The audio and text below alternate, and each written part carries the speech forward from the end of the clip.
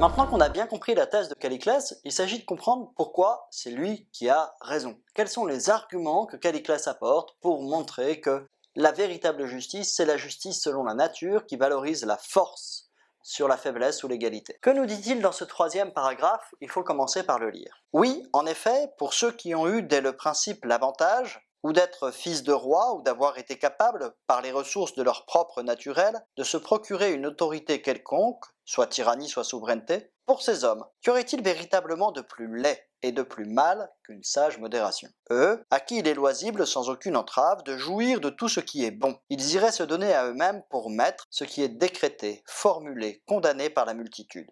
Et comment cela ne ferait-il pas leur malheur d'être soumis à cette beauté, qui est celle de la justice et de la sage modération, de ne pas faire à leurs propres amis la plus belle part qu'à leurs ennemis, et cela alors que leur autorité leur appartient dans la cité qui est la leur. Calliclès se place immédiatement du point de vue des forts, et sa question est pourquoi les forts respecteraient cette justice, entre guillemets, cette pseudo-justice mise en place par les faibles. Il commence donc par une liste des forts, ceux qui détiennent une quelconque autorité, qu'ils l'aient reçue en héritage ou qu'ils l'aient acquise par leur propre force.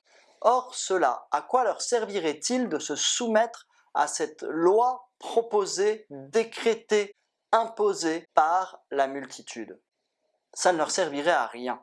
Ils n'en retireraient absolument aucun avantage. La sage modération ne serait pour eux qu'un outil de malheur. On comprend l'argumentation de Calliclès. Il s'agit de dire que notre nature, c'est de rechercher le bonheur. Or, le bonheur se trouve dans la satisfaction des passions. Si le bonheur se retrouve dans la satisfaction des passions, alors tout ce qui est un obstacle à cette satisfaction est contre notre propre nature, et donc contre notre propre avantage. Qui peut croire que quelqu'un qui en a la force ou l'autorité ne va pas avantager ses amis plutôt que ses ennemis? Tout le monde fait cela. Pourquoi faudrait-il condamner les forts à respecter l'égalité de tous? Ça ne fonctionne pas.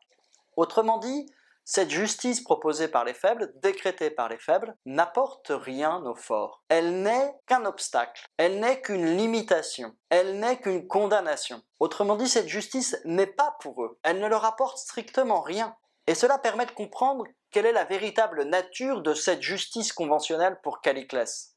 Au fond, cette justice n'apporte aucun bien, mais elle permet à certains d'éviter certains maux. En particulier, elle permet aux faibles d'éviter la honte de leur impuissance et d'éviter que les forts abusent de leur position sur eux. Autrement dit, elle empêche les forts de commettre l'injustice, c'est-à-dire de commettre du mal sur les faibles. La justice est là pour protéger les faibles, mais elle n'apporte rien aux faibles, elle ne donne pas un bien supplémentaire.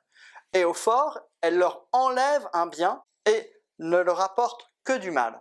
On voit donc à quel point cette justice, pour Calliclès, n'est qu'une construction, n'est qu'une convention sociale qui est là juste comme étant un instrument de mise en esclavage des forts. Ça ne peut donc pas être appelé quelque chose de juste. C'est quelque chose qui est nécessairement laid, nécessairement mal pour eux. Un peu plus loin dans son texte, Calliclès donne deux exemples pour comprendre cette difficulté-là. Il prend d'abord l'exemple de la nature. Dans la nature, ce que nous constatons, c'est le rapport de force. Personne ne critique le lion qui va croquer la gazelle. Personne ne critique le loup qui va manger un agneau. Tout le monde constate que dans une meute de loups, c'est le plus fort qui impose son autorité et qui devient le mâle alpha. C'est la loi de la nature, si tant est qu'on puisse appeler cela loi. Autrement dit, c'est la force qui est ce qui dirige le monde. La force domine le monde. Pourquoi serait-il différemment dans le monde humain?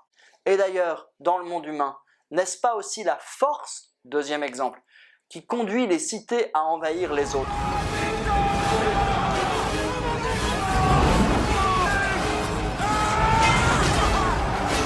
Les rapports entre les cités sont exactement les mêmes que les rapports dans la nature. Pourquoi vouloir croire donc qu'à l'intérieur même des cités, il y aurait comme une exception à cette question du rapport de force? Pourquoi à l'intérieur même des cités, il y aurait un ordre différent alors que en deçà de la cité, dans le monde animal, c'est bien la force qui dirige les rapports entre les individus, et alors que en deçà de la cité, entre les cités elles-mêmes, c'est bien la force qui règle les rapports entre les cités? Donc, pourquoi penser que les citoyens, les membres d'une même cité, devraient échapper à ce qui semble être la règle partout?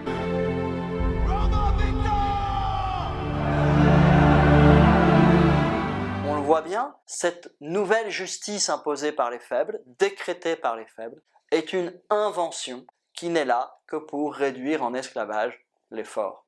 Aussi bien, celui qui peut s'en extraire, celui qui peut la transgresser sans risque, c'est sa nature de le faire, et c'est là ce qui est beau, ce qui est bon, ce qui est droit pour lui. Pour appuyer cette thèse, il est possible de reprendre un mythe développé par Platon dans le premier livre de la République, développé plutôt par un adversaire de Platon, Thrasymachie, qui est le mythe de Gygès. Gygès est un simple paysan qui, un jour d'orage, lorsqu'il garde son troupeau, voit la terre s'ouvrir devant lui et découvre un cheval d'airain. À l'intérieur de ce cheval de bronze se trouve un cadavre d'un géant enterré comme ça dans son cheval. Et parmi d'autres merveilles, il découvre que le géant a une bague qu'il vole. Or, il découvre, vous lirez le texte par vous-même, que cette bague le rend invisible. Wow! My body's gone! C'est assez intéressant de voir comment il le découvre. Il le découvre au cours d'une discussion avec d'autres personnes.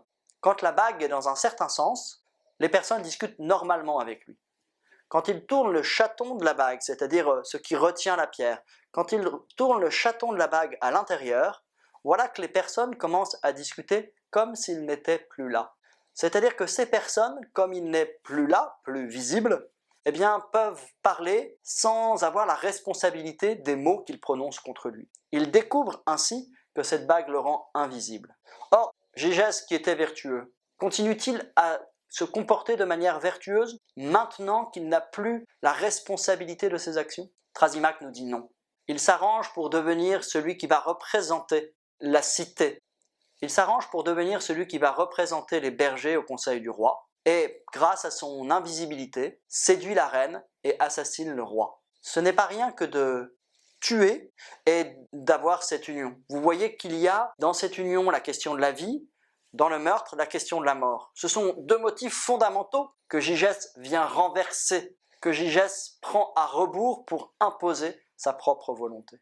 Autrement dit, Gygès n'était pas véritablement vertueux. Il ne respectait la justice que parce que cela lui évitait d'en subir les conséquences. Une fois qu'il n'a plus les conséquences à assumer, voilà qu'il agit selon la véritable règle proposée par Calliclès et par Thrasymachie, suivre son propre désir. Personne ne suit la justice selon la convention volontairement. C'est une contrainte qui s'impose à tous. Et cette contrainte, elle a été imposée par un certain nombre de personnes pour éviter de subir l'injustice, pour éviter de subir les méfaits des actions des forts sur les faibles. Mais en rien elle n'est un bien. Et si elle n'est pas un bien, alors elle est un mal. Elle est quelque chose de laid. Et l'exemple de Calliclès, il faut y réfléchir par nous-mêmes. Que ferions-nous si nous étions dans la situation de Calliclès? Vient bien montrer que si nous réfléchissons par nous-mêmes, à partir de notre propre désir et notre propre nature,